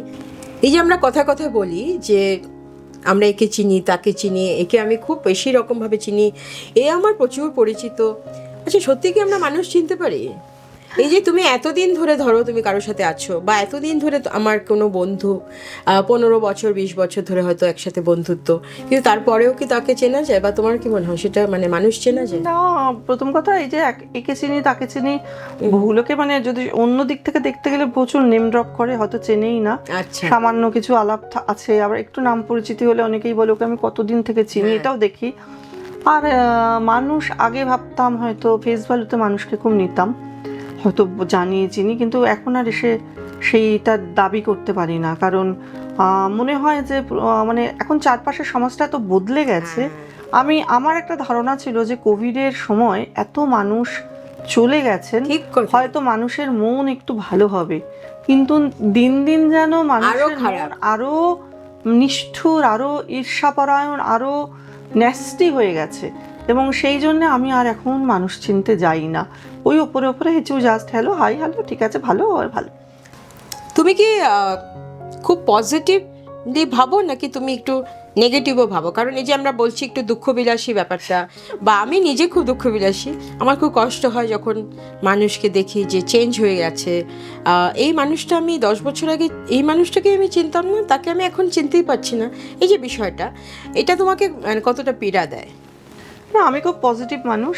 আমি জানি খারাপ আছে কিন্তু ভালো আছে, না হলে পৃথিবী থাকতো না। এবং জীবনের ক্ষেত্রে দেখেছি, খারাপ যদি 10 জন এসেছে খারাপ করার, ক্ষতি করার চেষ্টা করেছে, বাকি হয়তো 100 জন এসে ঢাল হয়ে দাঁড়িয়েছে সেই খারাপটাকে রুখতে, না হলে আমি কাজই করতে পারতাম না। আমি এই যে দীর্ঘ 25 বছর 25.5 বছর কাজ করছি, আমি টিকতামই না ইন্ডাস্ট্রিতে। কিন্তু সেই জন্য ভালো মানুষ আছে। এখন কি হয়েছে না, সমাজ এমন হয়েছে খারাপ মানুষে ভরে গিয়ে তারা সামনে এসে গেছে, তাতে না ভালো মানুষরা একটু আমার মনে হয় নিজেদের সম্মান রাখতে, ভয় পেয়ে বলবো না, সম্মান রাখতে তারা একটু পিছু হটে গেছেন। এটা কিন্তু খুব ইম্পর্টেন্ট একটা কথা। কিন্তু ভালো খারাপের দ্বন্দ্ব তো চিরকাল চলে। যখন মানে যদুবংশ ধ্বংস হয়েছিল তখন পড়েছি রাজশেখর বসুর লেখাতে, কিংবা এতেও পড়েছি বিভিন্ন রামায়ণ মহাভারত ছোটবেলায় খুব পড়তাম, মাইথোলজি মানে পড়তে হতো, দিদিমা ঠাকুমার কাছে বড় হয়েছে, তো সেখানে দেখেছি যে এরকম একটা সময় প্রত্যেক সময় আসে, যখন তুমি একদম খারাপের শেষ সীমায় উঠে যাবে, আবার সেখান থেকে সবকিছু ধ্বংস হয়ে ফিনিক্স পাখির মতো Okay. নতুন কিছু তৈরি হবে। তৈরি হবে। তুমি পৃথিবীর ইতিহাসের দিকে তাকাও, আমি যেহেতু ইতিহাসের ছাত্রী হ্যাঁ, ছিলাম, হ্যাঁ। সব জায়গাতেই কিন্তু তাই ঠিক। বিপ্লব হয়েছে, তারপরে কিন্তু নতুন কিছু সৃষ্টি হয়েছে, কিন্তু সেই বিপ্লবটা যে কে আনবে বা কারা আনবে, সমাজটাকে পরিশুদ্ধ করার জন্য, মনগুলোকে পরিশুদ্ধ করার জন্য হয়তো নতুন নতুন নতুন প্রজন্ম আনবে। ঠিক। আমরা তো এটা সহ্য করে যাচ্ছি, কারণ আমাদের প্রজন্মটা খুব মানে একটা কি বলবো, দুটো প্রজন্মের মধ্যেখানের একটা প্রজন্ম। আমরা এদিকে বাড়িতে লক্ষ্মীর পাঁচালিও পরি, আবার জিন্স পরেও আমরা কিন্তু ককটেল বাড়ি গিয়ে একদম নাচছি। একদম এইটা এখনকার প্রজন্ম কিন্তু সেটা করবে না, ওরা কিন্তু খুব স্পেসিফিক, ওরা জানে ওরা কি চায়, ওরা সেই জন্যই যাবে। এটা খুব সুন্দর তুমি আমরা কথা। কিন্তু জানতাম না, আমাদের মা বাবারা জানিয়ে দিয়েছে যে আমরা কি চাই। সেদিন একটা ইন্টারভিউ দেখছিলাম যে বলা হচ্ছে যে আমরা মা বাবা হয়ে, মা বাবাদের কথাই বলা হচ্ছে যে আমরাই অনেক কিছু অ্যালাউ করে ফেলেছি, জেনে বা না জেনে। তারপরে আমরাই বলছি যে এরকম, সে সেরকম, আমার ছেলে এরকম বয়ে গেছে, আমার ছেলে এরকম নষ্ট হয়ে গেছে, বা এই মেয়ে এরকমভাবে লাইফ লিড করছে, বা বিভিন্ন রকম সব কিছু কথাবার্তা। তো আমরা যেটা বলি যে আমরা নিজেরাও কিন্তু অনেকটা অ্যালাউ করি। এই প্রসঙ্গে আমি একটা ছোট কথা বলি, যে মানে যেহেতু আমি এখন গুরু, আমার এত ছেলে মেয়ে আছে সারা পৃথিবী জুড়ে, অফলাইন অনলাইনে সব শেখে, আমি দেখি প্রত্যেকের প্রথম কথা শেখার আগ্রহ কম। একদম। দুজন একজন আছে যারা শিখতে চায়, হ্যাঁ। বাকিরা কি করে শিখে স্টেজে উঠবে, যেহেতু আমি একদম। তাদের মঞ্চে তুলি অনেক বেশি। একদম। এবং আরেকটা কথা, এই ছোট ছোট বাচ্চাদের মা বাবারা যেভাবে তাদের সামনে ও পারছে তুই পারছিস না, ও পারছে তো, আমি তাদের বলি যে আপনারা মানে বাবা মা ছাড়া পৃথিবীতে এই বাচ্চাটার কেউ নেই, কোনো বন্ধু নেই, সেও যদি নেগেটিভ কথা বলে, তুই পারছিস না, ও পারছে তুই পারছিস, যাবে কোথায়? আমি আমার ছেলেকে কোনোদিন কোনো প্রেশারাইজ করিনি তার এটা খুব ক্যারিয়ারের জন্য। important সে একটা কিন্তু কথা। খুব ব্রিলিয়ান্ট স্টুডেন্ট ছিল, কিন্তু সে বলেছে আমি জয়েন্টে করব না, আমি কোনোদিন তাকে ডাক্তার ইঞ্জিনিয়ার হতে করি না। আমি মাথায় ভেবে রেখেছি, হাসতে হাসতেই ভেবে রেখেছি, আর যদি কিছু না পায় ঠিক আছে একটা জেরক্সের দোকান করে দেবো, আমার কোনো ইগো নেই। সে খুশি মনে তার একটা জীবন, আমি জীবনে যা হতে পারিনি আমি আমার সন্তানের উপর কখনোই সেটা চাপাবো না। আমার অতৃপ্ত বাসনা কামনা, তার জীবন, সে তার মতো কারোর ক্ষতি না করে হাসি মুখে বাঁচবে, খুশি মনে বাঁচবে, এবং তার ডানাটা কিন্তু আমি ছাড়বো না। এটা খুব ইম্পর্টেন্ট একটা মেসেজ অন্নচন্দ্রিমার জন্য তো বটেই। কারণ এই যে ভীষণ রকমভাবে আমরা আজকাল, হ্যাঁ, মা বাবার একটা ইন্টারফারেন্স, এবং আমি দেখতে পাই, আমার মনে পড়ে না আমি যখন মাধ্যমিক দিয়েছি বা উচ্চ মাধ্যমিক বা গ্র্যাজুয়েশন হোয়েন এভার, আমার মা বাবা আমার পরীক্ষার হলের সামনে গিয়ে দাঁড়িয়ে থেকেছেন। আমরা একটা নর্মাল লাইফ যেভাবে মা বাবা থাকার পাশে থাকার তেমনই থেকেছে, সাপোর্ট করেছে। কিন্তু আমি দেখতে পাই এখন মাধ্যমিক পরীক্ষা মানে মায়েদের পরীক্ষা, বাবাদের পরীক্ষা। সে প্রত্যেকটি কলেজে স্কুলের সামনে দীর্ঘ লাইন তাদের ছেলে মেয়েদের, সেটা দেখে একটু অবাকই লাগে। তখন মনে হয় যে বাবা এরা কি বেশি কেয়ারিং, আমাদের মা বাবার কেয়ারিং ছিল না না? না, বেশি কেয়ারিং এর থেকেও আমার মনে হয় এরা এদের চাহিদার ভারটা সন্তানের উপর এমন ভাবে চাপায় যে ছোট থেকে সন্তান তো বন্ধু পায় না, তাদের মধ্যে ভয়ের চোটে পড়তে হবে, এটা করতে হবে, না হলে বাড়িতে বকা খাবো, না হলে এই যে এত ডিপ্রেশন, এত আত্মহনন, এগুলো দেখেও তো আমাদের গার্জেনদের শেখা উচিত। প্রত্যেকটা ছেলে মেয়ে কিন্তু সমান নয়। আজকে সেই গার্জেনকে যদি জিজ্ঞেস করি যে তুমি যখন স্কুলে পড়তে তোমার ফার্স্ট বয় ছেলেটি কি করে, তুমি কি ফার্স্ট হতে? না, তাহলে ছেলে মেয়েকে কি করে বলছো সে প্রত্যেক সত্যিই তো পরীক্ষায় তাই, ফার্স্ট হবে? একদমই তাই। গানের ক্ষেত্রেও তো তাই, গানের ক্ষেত্রেও তাই। গানের ক্ষেত্রে আর এখন এই শোগুলো, রিয়েলিটি শোগুলো মানে very unreal reality show, most unreal. হ্যাঁ, কিন্তু সেখানে তো মানে সেগুলো তো ওদের না ঘরকা না ঘাটকা করে দেয়। খুব কম ছেলে মেয়ে ওখান থেকে সার্ভাইভ করে বা নাম পরিচিতি করে, বাকিরা প্রতি বছর এত ছেলে মেয়ে বেরোচ্ছে, কোথায় যায়? গুণী ছেলে মেয়ে, কিন্তু কোথায়, অথচ অ্যাটিটিউড তৈরি হয়ে যায়। একদম। আমরা যেমন এখনো সিনিয়র আর্টিস্টদের দেখলে চেয়ার ছেড়ে উঠে তাদের বসতে দিই, এরা মনে করে তুই কে রে ভাই, এখানে করছিস, তুই কি গান করিস, হ্যাঁ পঞ্চকবি, সেটা আবার কে খায় না, মাথায় দেয়। মানে এই ধরনের তাদের অ্যাটিটিউডটা তৈরি করে দেওয়া হয়, কিন্তু কিভাবে সার্ভাইভ করবে সেই কাজগুলো কিন্তু তাদের দেওয়া হয় না। খুব দুঃখজনক জায়গা। আমি মানে একেবারে এটাকে সাপোর্ট করি না। আমি রিসেন্টলি না, বেশ কিছুদিন হয়েছে, কলামন্দির একটা অনুষ্ঠান ছিল, রূপদি মানে শ্রাবণীদি, আমি আরও অনেকে ছিলেন সেখানে। একজন শিল্পী, তার নাম বলতে চাইছি না এই মুহূর্তে, খুবই প্রমিনেন্ট একজন, এখনকার দিনের আমাদের জেনারেশনের অফকোর্স, প্রায় 2 ঘন্টা যাবৎ স্টেজে, ব্যাক স্টেজে শ্রাবণী দিয়ে বসে আছে, এবং তারপরে যখন তার স্টেজ আসলো সময়, তখন প্রায় 20 মিনিটের মতো বোধহয় সময় দেওয়া হলো ওনাকে, কারণ অলমোস্ট সময় শেষ হয়ে গেছিলো। তো এই যে পুরো বিষয়টা, এখানে কিন্তু শ্রাবণী সেনের মতো একজন ব্যক্তিত্ব, একজন সিঙ্গার, একজন সিনিয়র আর্টিস্ট, তাকে অসম্মান করা আমার মনে হলো। কিন্তু যে কাজটা করলো তার হয়তো নাও মনে হতে পারে, আমি সেটা জানি না। সেটাতেও আমার একটু মনে হচ্ছে শিক্ষার অভাব এবং সৌজন্যের অভাব। কিন্তু অর্গানাইজারদেরও এটা বলা উচিত ছিল যে কম সময়টা, কিন্তু এটা আমি দিনের পর দিন দেখেছি হয়েছে। এক একটা সময় এরকম হয়েছে যে স্টেজে পারলে মানে হয়তো আধা গান গিয়ে নেমে আসলে বোধহয় বেটার, এতই কম সময় দেওয়া হয়। তো আমি আজকাল আর সেগুলো অনুষ্ঠানে অনেক শিল্পী আবার এটাও করেন, যদি কমন সাউন্ডের মানুষ থাকেন তাদের গিয়ে আবার সাউন্ডটাকে অপারেট করিয়ে দেন, যে অন্য কোনো শিল্পীর মানে সময় যে যাতে খারাপ শোনা যায়। এটাও আছে অভিজ্ঞতা। মানে ইনসিকিউরিটি কোন পর্যায়ে গেলে, এমন শিল্পীও আছেন যিনি বলেন, আমার সম্পর্কে বলছেন না ও স্টেজে থাকলে আমি থাকবো না। কেন না? ও তো সুন্দর দেখতে, আমি তো সিনেমা করি না, আমি তো সুচিত্রা সেন নই, হ্যাঁ সিনেমাও করি না, আমি তো গান বেচে খাই, সুতরাং লোকে আমার গানটাই শুনতে আসবে, আমার সৌন্দর্য দেখতে আসবে না। কিন্তু আমি সিনিয়র, মানে আমাদের কন্টেম্পোরারি বা আমাদের সিনিয়রও এরা, কিন্তু তাদের ইনসিকিউরিটিটা কোন পর্যায়ে গেলে এই কথাগুলো খুব আসে। এবং আমিও শুনেছি অনেক সময় যে না ওই অর্গানাইজার বলছিলেন যে চন্দ্রিমা কি এই কাজটা করবেও তো আবার একটু হাইফাই, এটা ভীষণ কমন একটা ব্যাপার।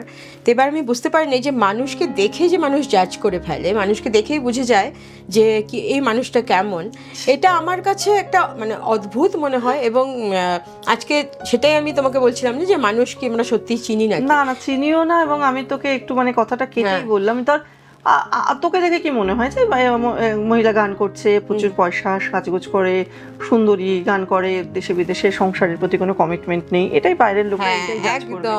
আমাকে দেখে যেমন মনে হয় সুন্দর, সবসময় যেন বিউটি পার্লারে বসে আছে, সাজগোজ করছে, শাড়ি কিনছে।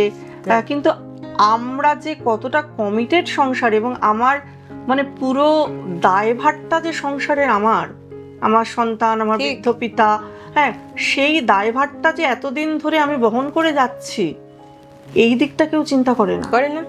আমি নিজেকে প্রেজেন্টেবল রাখি সবসময়, সেটা কি আমার দোষ? এটা আমার মানে উচিত। কারণ আমি প্রথম কথা, আমি যদি পারফর্মার নাও হতাম, আমি মনে করি প্রত্যেক মানুষের নিজেকে তার লিমিটেশনের মধ্যে নিজেকে ঠিক করে রাখা উচিত। তাতে কি হয়, একটা পজিটিভ ভাইবস নিজের মধ্যে আসে, কনফিডেন্স আসে। ঠিক কথা। কিন্তু আমি রাখবো না, আমি নিজেকে ঠিকও রাখবো না, আবার সবাইকে আবার সাজলেই ভীষণ সবাই রেগে যায়। সোশ্যাল মিডিয়াতে তো আরো বেশি রেগে যায়। তুমি দেশে বিদেশে কাজ করছো, তুমি সাজগোজ করছো, ছবি দিচ্ছ, মানে কেন যে হিংসে হচ্ছে তুমি বুঝতে পারবে না, কিন্তু হয়ে যাচ্ছে। এটা তো ভীষণ নেগেটিভিটি ছড়ায় যতদিন যায়, মানে যত দেখি আমি। আরেকটা দেখছি, এই যে প্রত্যেকটা মানুষের হাতে একটা করে স্মার্টফোন চলে আসার যে ঘটনাটা, যেটা আমরা এখন অত্যন্ত বেশি দেখতে পাই, তাতে কি হচ্ছে, একজন ধরো সো কল্ড আনএডুকেটেড মানুষ, সেও নোবেল লরিয়েটকে একটা বাজে কথা বলে দিচ্ছে, এবং মানে তলায় কমেন্ট করতে কারোর কোনো হেজিটেশন নেই, এবং তার কোনো ল্যাঙ্গুয়েজ বার নেই, মানে যে যেভাবে পারে সেই ল্যাঙ্গুয়েজে কিন্তু একে অপরকে দোষারোপ করে যায়, বাজে কথা বলে যায়। তোমার ক্ষেত্রেও হয়, আমাদের সকলের ক্ষেত্রেই হয়, আমরা যারা কাজ করি। আমার মনে হয় যে আমার যদি কাউকে পছন্দ না হয়, আমি সেটা দেখবো না বা শুনবো না। কিন্তু আমার রুচি, আমার পারিবারিক শিক্ষা, আমার বাবা মার দেওয়া শিক্ষা আমাকে এটাই শিখিয়েছে যে সব কাউকে এই ধরনের কথা বলাটা উচিত না। এটা হচ্ছে এই যে আমরা বললাম বাবা মার শিক্ষা, যারা এটা করেন তাদের পারিবারিক শিক্ষা, দীক্ষা কথাটা তো এখন আর নেই।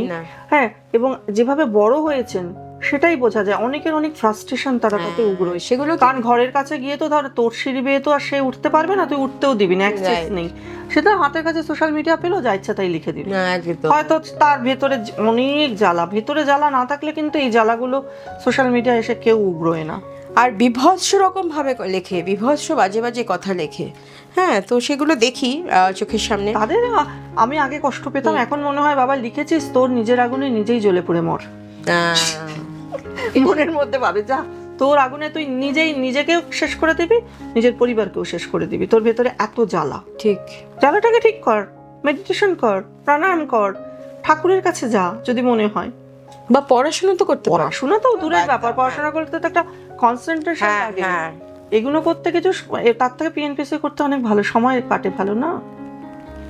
পড়াশোনা করতে তো তোমাকে খাটতে হবে, ঠিক অতক্ষণ কনসেন্ট্রেট করে দুটো পাতা পড়তে হবে, তাহলে ও কি করলো, ওর বউ কার সাথে পালালো, ওর বর কার সাথে ঘুরলো, ওর ছেলে ড্রাগ খেলো, এটা করতে তো অনেক খুশি লাগে জিনিসটা, আর সময়ও লাগে না। সময়ও লাগে না। এবং আস্তে আস্তে কি হয়, তুমি একবার যদি ওই চক্রব্যূহের মধ্যে ঢোকো না, তুমি ওই ঘেরাটুপি মানে আটকে থাকবে। আমরাও কি পিএনপিসি করি না? আমরাও কিন্তু করি, কিন্তু আমাদের পিএনপিসি যদি এইটুকু হয়, মানে কি বলবো, অর্ধেক হয়, আমরা বাকিটা কিন্তু আমাদের কাজ নিয়ে আলোচনা করি। আমরাও কি পিএনপিসি করি না? কারণ মানুষ তো, দোষে গুণে মানুষ। হ্যাঁ, আমরা পিএমসিসি করলেও খুব কম সময় সেটা, বাকি সময়টা কিন্তু আমরা আমাদের কাজ, কনস্ট্রাকটিভ কিছু কাজ নিয়ে আলোচনা করি, ভবিষ্যতের কাজ, কিংবা তুই কি করছিস, কিংবা আর কিভাবে একসাথে কিছু কোলাবোরেশন কিছু করা যায় কিনা, নতুন কি লেখার কাজ করছি, এসব নিয়ে আলোচনা করি। আর আমার যেটা তোর সাথে কথা বলতে, আড্ডা মারতে সবসময় ভালো লাগে, কারণ আমি তোকে খুব রুচিশীল একজন মহিলা হিসেবে দেখেছি। তুই এত সুন্দর বাড়িঘর সাজাস, এত সুন্দর রান্না করিস, এত সুন্দর সাজ পোশাক নিজেকে ক্যারি করিস, হ্যাঁ, যেটা আমার খুব ভালো লাগে। এবং তুইও কিন্তু আমার মতো নিজেকে আস্তে আস্তে আস্তে আস্তে তৈরি করেছিস, গ্রুম করেছিস।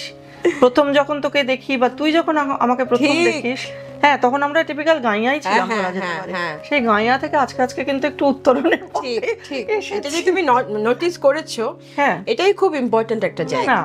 মোটামুটি স্মল টাউন থেকে যারা আমরা আসি, আমাদের প্রথম কথা শেল্টার্ড ফ্যামিলি থেকে আসি, এবং আমাদের মানসিকতা এবং আমাদের মধ্যে একটা, মানে ওই বললাম না, সবাই দূর গগনের চাঁদ, এই একটা ব্যাপার থাকে। সেই জন্য প্রত্যেকটা স্মল টাউনের ছেলে বা মেয়ে আরেকজন স্মল টাউনের ছেলে মেয়ের মধ্যে নিজেকে খুঁজে পায়।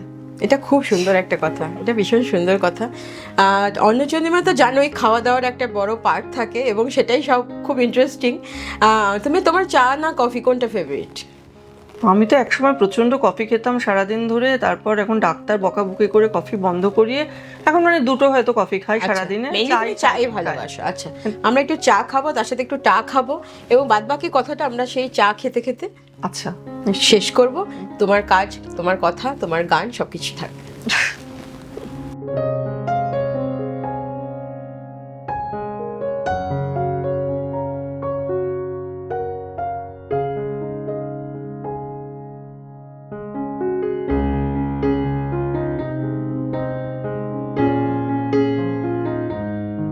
অন্নচন্দ্রিমায় যেরকম বলা হয় তেমনই করা হয়।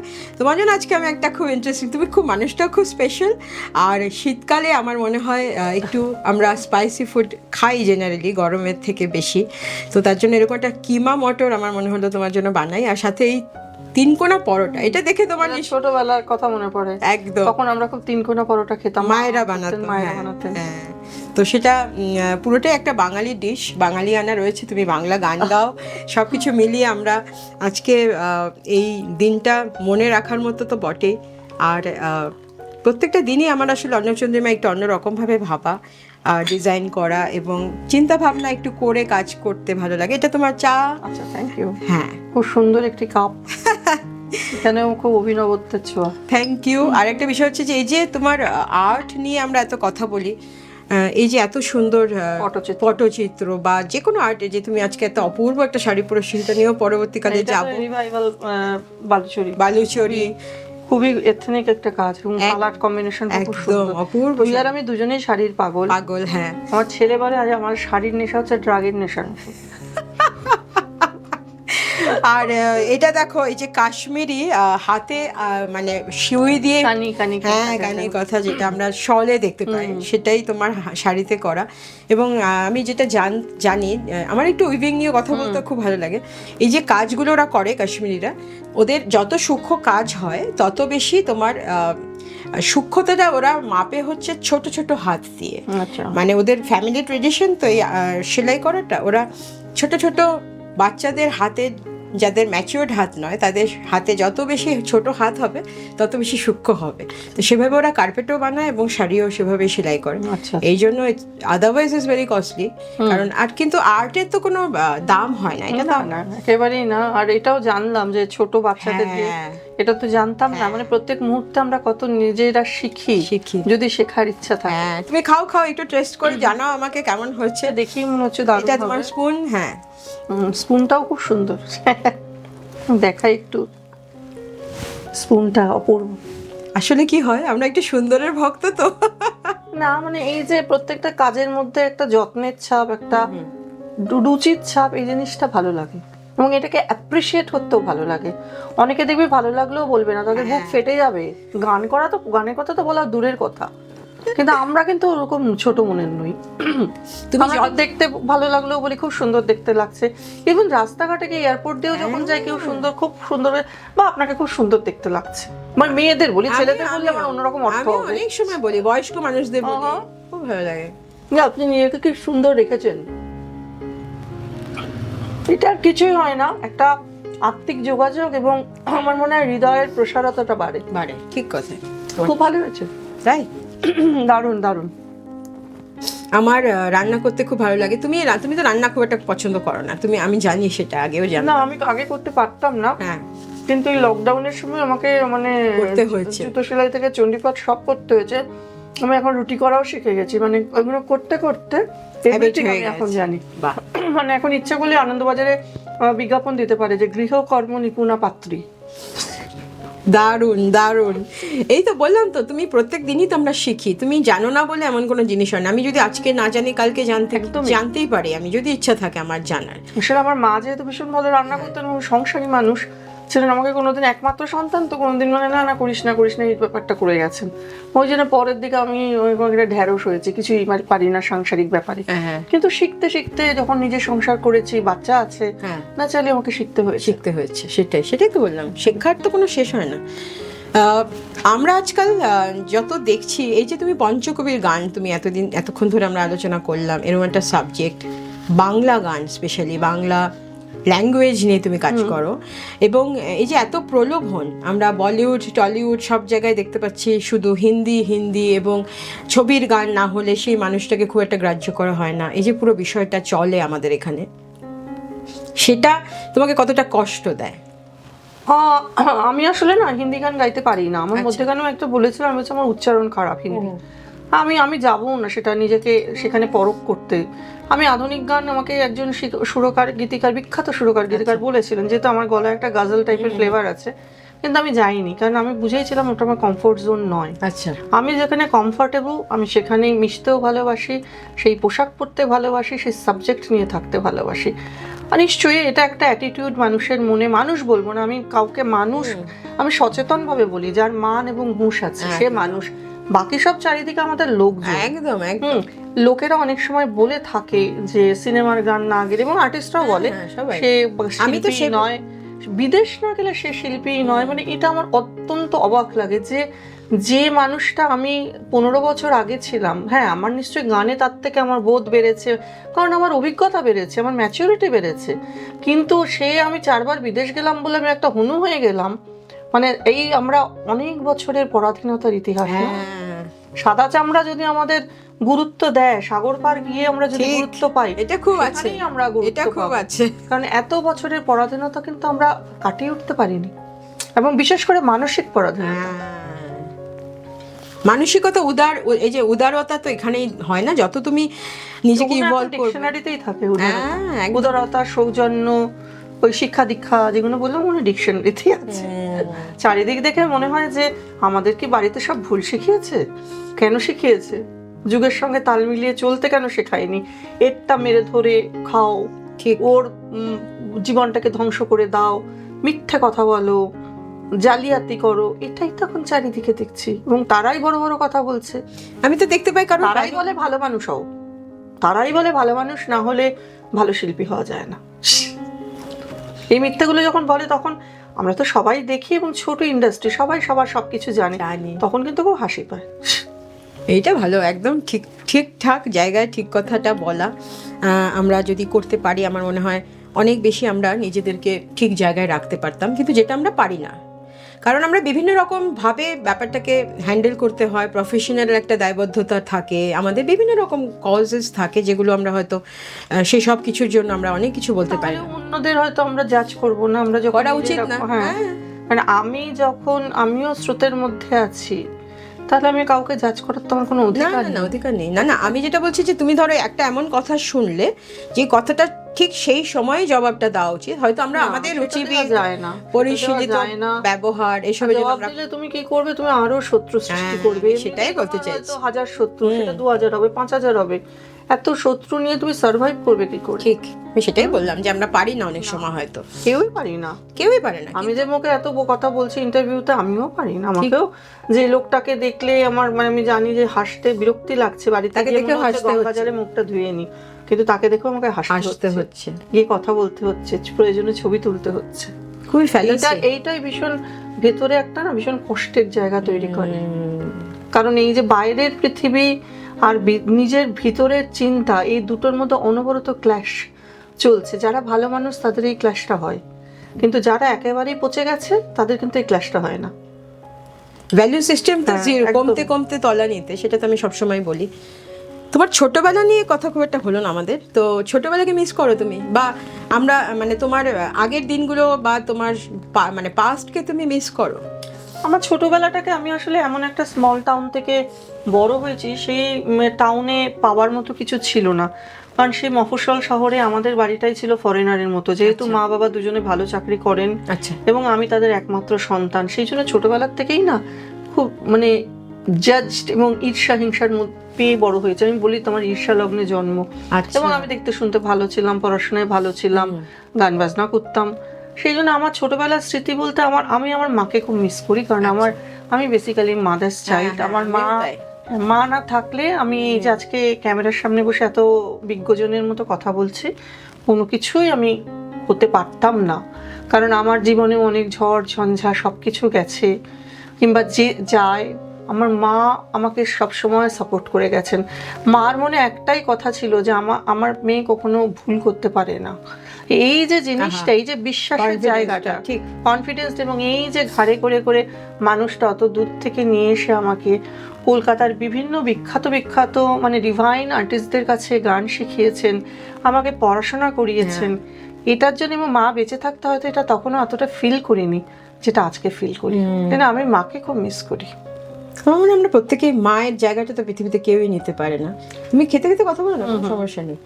আর আমরা বিভিন্ন জায়গায় যখন যাই আমরা দেখতে পাই যে মানুষের সাথে মানুষের যে ভেদাভেদ, এই যে ব্যাপারগুলো, এগুলো না আগে হয়তো জানি না অত বেশি চোখে পড়তো কিনা, এখন একটু বেশি চোখে পড়ে, কিন্তু তার মধ্যে আমাদের পজিটিভিটি খুঁজে নিতেই হয়।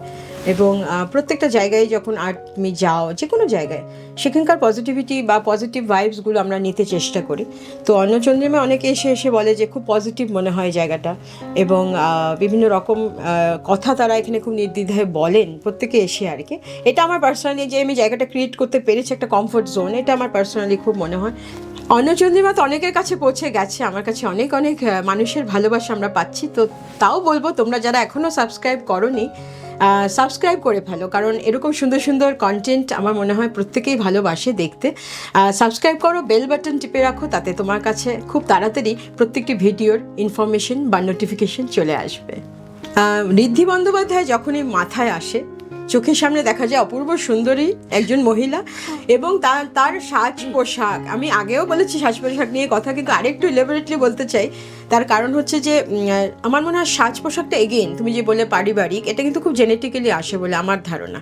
কারণ আমারও পার্সোনালি মায়ের থেকেই আমার সাজ পোশাক শেখা, এবং চয়েস বলতে আমরা যা বুঝি যে অপূর্ব চয়েস। এটা খুব দামি জিনিস যে তারা পড়তেন তা নয়, আমরা কিন্তু তার থেকে অনেক দামি জিনিস পরি। একদমই তাই। কিন্তু তারা খুব সাধারণ জিনিসও এত সুন্দর ক্যারি করতেন, মনে হতো না অসাধারণ। আমার মা এমনিতেও খুব সুন্দরী ছিলেন, হ্যাঁ, মানে একদম মা একদম প্যারাগন বিউটি মাকে বলতো। মায়ের গায়ের রং আমি পাইনি, যার জন্য ছোটোর থেকেই আমি শুনে বড় হয়েছি যে গায়ের রংটা বাবার মতো পেয়েছে। হ্যাঁ, সেই জন্য এটা আমার তখন একটা কমপ্লেক্স ছিল ছোটবেলায়। আমি মায়ের সাথে তখন বেরোতাম না বেশি, বাবার মনে হতো। আর আমার মাকে একটা সময়, আমি যখন 11-12 পড়ি, আমার দিদি লাগতো, যেহেতু এজের ছাপটা ছিল, যার জন্য সবাই বলতো দিদি কি অপরিচিত, ওই জন্য মায়ের সাথে আমি তো বেরোতাম না, আমি বেরোবো না তোমার সাথে। হ্যাঁ, কারণ মফস্বল শহরের একটা শ্যামলা, রোগা ডিগডিগে মেয়ে, চোখে চশমা পরা, দুটো বড় বড় তাই বিনুনি তো করা, হতো তোমার। সিরিয়াস একটা চেহারা। হ্যাঁ, সেখানে তখন আমার একটা ভীষণ একটা কমপ্লেক্স, আমার তো আমি বড় হচ্ছে আস্তে আস্তে, কিন্তু আমার মা ছোট থেকে না আমাকে প্রচুর রঙিন জিনিস পরাতেন। আচ্ছা। নিজে সাদা কি অফ হোয়াইট পরতেন, কিন্তু এই লাল পরাতেন প্রচুর, যার জন্য লাল রংটা আমি এত ভালোবাসি। আমার লাল রং সব থেকে প্রিয়, ভীষণ পছন্দের আজকে রং। যদিও পরে আসে না, আজকে তোমার শাড়িটা অপূর্ব। আর সাজ পোশাক কিন্তু আমার মনে হয় এগেইন ক্যারি ফরওয়ার্ড করে, ফ্যামিলি থেকে আসে, জেনেটিক রক্তও থাকে অনেক সময়। আমি দেখেছি যে চয়েসটা কিন্তু খুব বেশি ম্যাটার করে তোমার পেডিগ্রির সাথে, এটা আমার ধারণা। তোমার কি তাই মনে হয় তেমন কিছু? আসলে আমাদের বাঙালি পরিবারগুলো তো মানে মোটামুটি আমার প্রজন্ম থেকে সবারই প্রায় একজন দুজন করে সন্তান। আচ্ছা। এবং আমরা মানে আমাদের প্রজন্মের আগে আমাদের মায়েদের প্রজন্মতেও কিন্তু ওরকম আমার মাসিদের একটা দুটো ছেলে মেয়ে। মায়েদের কাছে তো সব থেকে বেশি সময়টা বাচ্চা থাকে, শিক্ষাটা পায়। মানে মায়ের যদি সেই রুচিবোধটা থাকে, সেই সংস্কৃতি বোধটা থাকে, সন্তান যদি সাংস্কৃতিক জগতে নাও আসে, তার মধ্যে সেই চেতনাটা বোধটা থাকবে। এখন একটা তুই ভালো শ্রোতা পাবি না ভালো করে, যে ভালো গান শোনার অভ্যাস প্রথমে ইউটিউবে গিয়েই যেটা ম্যাক্সিমাম লাইক বা ফলোয়ার সেটা শুনবে। আরে গানটা শোন, সবারটা শোন, পুরোনো আর্টিস্টদেরটা শোন, তারা কিভাবে করে গেছে। না আমি জানি না, আমাদের অনেক শিল্পী জুনিয়রদের কথা তো ছেড়ে দিলাম, আমাদের কলিগরাও অনেকের পুরোনো থেকে নাম জানে না। আমি যেহেতু বাবার গানের প্রতি ঝোঁক ছিল, ছোটোর থেকে গ্রামোফোন রেকর্ড এসব শুনে বড় হয়েছে, সেই জন্য আমার কানের মধ্যে তাদের গানগুলো। আমার কিন্তু পছন্দের গায়ক গায়িকা সেই পুরোনো যুগের মানুষরাই। একদমই তাই, সেটাই হতে হয়, আর তো উপায় নেই, কারণ তাদের শুনেই তো বড় হওয়া। একদমই। আর সারাক্ষণ কানে তোমার যদি সেসব গান বাজতে থাকে এবং এত নির্ভুল, এত সুন্দর, এত প্রোনাউন্সিয়েশন ভালো, প্রোনাউন্সিয়েশন নিয়ে তোমার মতামত জানবো, কারণ যেহেতু তুমি পঞ্চকবির গান করো, এই 5 কবির লেখা যে এত অপূর্ব, তাদের কথায় বলা, তুমি তো বলছো গানের থ্রু দিয়ে, গানের মধ্যে দিয়ে, তো এই প্রোনাউন্সিয়েশনটা কতটা জরুরি। আজকাল দেখেছি আমি বাংলা খুব একটা মানুষ ভালো বলতে পারছেন না, বাংলা প্রোনাউন্সিয়েশন উচ্চারণ নিয়ে বিভিন্ন লোক বিভিন্ন রকম কথা বলে। তুমি তো গান শেখাও, তো হ্যাঁ, আমার তো ছেলে মেয়েদের, নতুন প্রজন্মের ছেলে মেয়েদের প্রচন্ড একটা ভাষাগত সমস্যা রয়েছে। তারা যেহেতু সাহিত্য পড়ে না, সাহিত্য না পড়লে পঞ্চকবির গান, পুরাতনীর তপ্পা, নিধুবাবুর গান কি নাটকের গান কোনোটাই হবে না। কারণ নির্যাসটাকে তোমার বের করতে হবে, অর্থটাকে, তারপর সেটাকে ডেলিভারি করতে হবে। গান মানে তো শুধু গান না, একটা ছবি আঁকা, একটা স্কেচ করা, একটা মানে একই গান ধরো 15 জন গেয়ে গেল, একজনের গান কোনো রকম ভাবে তার স্ক্যানিং, তার অনুভূতি সেটা বের করতে হবে। আর উচ্চারণটা এখনকার ছেলে মেয়েদের ক্ষেত্রে এটা খুবই একটা ডিজাস্টার হয়, কারণ ওদের ইংলিশ মিডিয়ামে পড়ে ওরা বাংলা যেহেতু বলে না, উচ্চারণের জায়গাগুলো অনেক সমস্যা হয়। আমার মানে যারা একটু ভালো স্টুডেন্ট, যারা একটু সিনিয়র, কারণ আমার ক্লাসের মানে বয়স সীমা হচ্ছে ছেলে মেয়েদের 4 বছর থেকে 75 বছর। এই আমার কয়েকদিন আগের অনুষ্ঠানেও 75 বছরের মহিলা অপেরা করেছে, মানে বহু বছর হয়তো কেউ গান থেকে সরে গেছিলেন, তারা আবার ফিরে এসেছেন। এটা কিন্তু একটা পজিটিভিটি। হ্যাঁ, এটা আমার খুব দারুণ লাগে। তারা বলে যে এখানে এসে 1 ঘন্টা 1.5 ঘন্টা থেকে সারা সপ্তাহে দুঃখ ভুলে যাই, শান্তি পাই। হ্যাঁ, আমি ভাবি আমাকে দেখে যদি কারোর মনে ভালো লাগে, এটা তো ঈশ্বরের আশীর্বাদ। এটাও তো আমাদের পজিটিভিটি, এটাও তো ঈশ্বরের আশীর্বাদ। আমরা নেগেটিভিটি নিয়ে এত কথা না বলে আমরা একটু পজিটিভ নিয়েও যখন দেখি এই ধরনের জিনিসগুলো, তখন অটোমেটিক্যালি তোমারও আমারও সকলেরই মনে হয় যে আমরা ঠিকঠাক পথে এগোচ্ছি, আমরা ঠিক কাজই করছি। সবথেকে বড় কথা, তুমি কোন কাজ করে তোমার সবথেকে বেশি আনন্দ হচ্ছে, সেটা যদি আমরা প্রত্যেকে করতে পারি, তবে অনেকে পারেন না, এটা বলাই বাহুল্য, সকলে সবটা পারেন না। বললাম না যে একটা লার্নিং প্রসেস হচ্ছে জীবনটা, অনবরত কিন্তু নিজের ভুল ত্রুটি স্বীকার করে জীবনের পথে এগিয়ে যাওয়া হচ্ছে একটা মানে প্রকৃত মানুষ বা সঠিক মানুষের। দেখো, তাতেও আমি কিন্তু জীবনের শেষ দিনে গিয়ে আমার সমস্ত ভুল বা আমার চরিত্রের মধ্যে যে দোষ সংশোধন করতে পারবো না, তবু যদি কিছুটা পারি। আমার ছেলে তো আমাকে অনেক সময় বলে, আমার ছেলে আমার খুব বন্ধু, সে আমাকে বলে, মা তুমি 5 বছর আগে তোমার চিন্তা ভাবনা যা ছিল তার থেকে তুমি চিন্তা ভাবনা তোমার অনেক পাল্টেছে। আর একটা বড় ব্যাপার, তুমি ভুল করলে তুমি সেটা সঙ্গে সঙ্গে স্বীকার করো, কিংবা তুমি বলো যে 5 বছর আগে ওই ধারণাটা আমার ভুল ছিল, আজকে আমি বুঝেছি সেই ধারণাটা আমার ভুল। এই যে তুমি স্বীকার করো, এটা আমার ভালো লাগে। আর আমার মনে হয় যে একজন মানুষ হিসেবে তুমি যদি উত্তরণের পথে এগোও, নিজের সমস্ত ভুল ত্রুটিকে সংশোধন করে, নিজের চারিত্রিক যে দুর্বলতা সেগুলোকে সংশোধন করে তাহলে কিন্তু আলটিমেটলি তুমি একটা শান্তির জায়গা, খুশির জায়গা খুঁজে পাবে। এটা আমার নিজস্ব বোধ। খুব সুন্দর একটা মেসেজ অন্নচন্দ্রিমার জন্য এগেন। আসলে এইসব মানুষ যারা আমার বাড়িতে আসেন এখনো অবধি, যারা যারা এসছে, প্রত্যেকের কাছে আমরা প্রত্যেকটা মানুষের কাছে শিখছি। এবং আমার মনে আছে প্রথম যেদিন অন্নচন্দ্রিমা শুরু হয় সেই শোটা থেকে আজকের দিনে দাঁড়িয়ে, আজকে এপিসোডটা যদি আমি বিচার করি, তাহলে আমিও দেখছি যে অনেকটা বেশি আমরা ইমপ্রুভ করার চেষ্টা করেছি, এবং আমি এবং আমার টোটাল টিম প্রত্যেকেই সেটা স্বীকার করছি। আসলে এটাই হচ্ছে তোমার উদারতা, যে তুমি কিভাবে অ্যাকসেপ্ট করছো, তুমি শিখছো কি শিখছো না, বা তোমার শেখার মানসিকতা রয়েছে কি না। যেটা আমি যেমন আসামের মানুষ, তো আমার অ্যাসামিজ ল্যাঙ্গুয়েজটা অনেক বেশি আমার কাছের। তারপর আমি এসে যখন কলকাতায় এসে কাজ আরম্ভ করছি, তখন দেখছি আমার ল্যাঙ্গুয়েজ নিয়ে খুব সমস্যা হচ্ছে, প্রোনাউন্সিয়েশনে গিয়ে। তো তারপর আমি শিখলাম যে বাংলা প্রোনাউন্সিয়েশন, কারণ রেকর্ডিংয়ের সময় খুব কানে খুব। আমি তো আমার বললাম তো, যারা কাজ মানে যাদের মধ্যে সম্ভাবনা আছে সেসব ছাত্রছাত্রীকে আমি সঙ্গে সঙ্গে বলি যে আবৃত্তি শেখো। প্রথম কথা রেকর্ড করো, আর না হলে সিনিয়র মানুষদের নাম করেই বলি, তাদের কারো কাছে, যেমন সেফর বিজয় লক্ষ্মী দি, সুমন্ত্র সেনগুপ্ত দা, এদের কাছে আবৃত্তি ক্লাসে ভর্তি হও। ঠিক। ইনফ্যাক্ট আমার নিজেরও ইচ্ছা আছে শেখার, কারণ আমি বাঙাল, আমাদের বাঙালদের রয়ের উচ্চারণগুলো একটু প্রবলেম হয়। হ্যাঁ, সেই জন্য আমার নিজেরও খুব ইচ্ছা আছে। মানে এখন তো অনলাইনে হওয়াতে কত সুবিধা হয়ে গেছে, সুতরাং যে যদি ওই যেটা শেখার ইচ্ছা ছিল সেইটা যদি আবার শিখতে পারি, তাহলে কেন নয়। জীবনে তো আরো কিছুদিন বাকি আছে। তোমার তো, আর আমি খুব বেড়াতে ভালোবাসি। তুমি তো, হ্যাঁ, আমি এবার থেকে ঠিকই করেছি 2026 থেকে আমি সোলো ট্রাভেল করব। কারণ ওই সোলো ট্রাভেল আমার খুব চুপ করে একটা জায়গায় চা বা কফি নিয়ে বসে থাকতে আমার মানে ওই স্পেসটা আমার নিজের খুব প্রয়োজন। আমি মানে নালে ঘেটে থাকি আমি অনেক সময়, সবাই যদি কথা বলে বক বক বক করে, আমি আমারও হয় এটা করে। মানে বেসিক্যালি আসলে আমরা ইন্ট্রোভার্ট মানুষ, আমরা কাজের জন্য হয়তো এক্সট্রোভার্ট, মানে আমাদের কথা বলতে হয়, কিন্তু বেশি সঙ্গ আমরা পছন্দ করি না, খুব লিমিটেড, হয়তো কেউ না থাকলে ভালো হয়, এরকম একটা ব্যাপার। আমার বাড়িতে এত সাইলেন্ট, আমি সেটাকে খুব এনজয় করি, চুপচাপ পড়তে থাকি, যেহেতু একটা লাইব্রেরিও আছে। তো সব মিলিয়ে আমি আমার মতো করেই থাকতে পছন্দ করি। অন্নচন্দ্রিমা আস্তে আস্তে শেষ হবে, তোমার গান তো একটা শুনবই, আমরা না শুনে ছাড়বো না। আর আমরা বলি দিনের শেষে, আমরা সারাদিন যখন সকালবেলা ঘর থেকে বেরোই, তারপরে আমরা যখন রাত্রে ঘরে ফিরি, তো আমরা সারাদিন কী করলাম, আমাদের একটা টেক অ্যাওয়ে থাকে যে আমরা কী দিনের শেষে কী নিয়ে বাড়ি ফিরলাম। তো এই অন্নচন্দ্রিমা আজকে এসে তোমার বাড়ি ফেরাটা, তুমি কী নিয়ে বাড়ি ফিরছো সেটা আমাদের একটু জানাও। আসলে আমি তো মানে অন্নচন্দ্রিমা বলে চন্দ্রিমাকে চিনি না, আমি অনেক আগের থেকেই চন্দ্রিমাকে চিনি, এবং সে আমার মানে একদম বলা যেতে পারে পার্সোনাল স্পেসের একজন প্রিয় মানুষ। আর এখানে এত ধরনের প্রশ্ন করা হয়েছে, সচরাচর ইন্টারভিউ তো প্রচুর হয়, এই জীবনে কম হয়নি, কিন্তু সেখানে ভীষণ একই রকম প্রশ্ন করে, যাতে মাঝে মাঝে সত্যি একটু ক্লান্ত হয়ে যায়। এই কবে পাশ করেছিলেন, কবে কার কাছে গান শিখেছিলেন, কবে কি করেছিলেন, ওগুলো শুনতে চাই না। আমরা কিন্তু নিজেদের কথা বলতে চাই, যতটা এডিট করে সম্ভব। পুরো আউটস্পোকেন সব কিছু তুমি বলতে পারবে না, কারণ তোমাকে সব কিছু বজায় রেখে অনেক কিছু ইচ্ছে করে বলতে, কিন্তু বলা যায় না।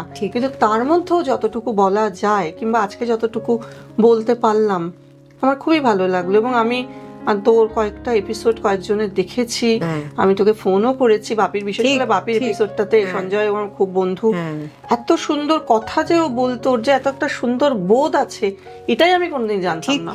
এটা কিন্তু অন্নচন্দ্রিমার থেকে আমি আবিষ্কার করেছি, যে ওর মধ্যে একটা অন্যরকম মননশীলতা আছে, শুধু একটা দারুণ মিউজিশিয়ান কিন্তু নয়, ওর মধ্যে একটা বোধ আছে, একটা মেধা আছে, সেইগুলোই তো আবিষ্কার করার না একটা, মানে এই যে একটা অনুষ্ঠানে সেটাই আবিষ্কার করা। ঠিক। Thanks for coming. আমরা গান দিয়ে গানে গানে শেষ করব আজকের এপিসোড। ঋদ্ধিদি আমাদের খুব কাছের এবং প্রিয় মানুষ। সব থেকে বড় কথা, মানুষ আমাদের অনেকেরই প্রিয়, কিন্তু কিছু মানুষ থাকে খুব কাছের এবং সারা জীবন হয়তো তেমনভাবেই থেকে যাবে। তো তেমনই মানুষ ঋদ্ধি বন্দ্যোপাধ্যায়। একটা পঞ্চকবির গান আমরা বহু শুনি ওনার মুখে সবসময়। আমরা একটা ছোট্ট আমাদের মতো করে একটা প্রেজেন্টেশন দিয়ে আজকের এপিসোড এখানেই শেষ করব। আমি নেব? হ্যাঁ, একদম, তুমি ধরো, তারপরে আমি পেছন পেছন আছি। আমরা এমনি এসে ভেসে যাই আলোর মতন, হাসির মতন, কুসুম গন্ধ গন্ধরাশের মতন, হাওয়ার মতন, নেশার মতন, ঢেউয়ের মতন ভেসে যাই আমরা, এমনি এসে ভেসে যাই।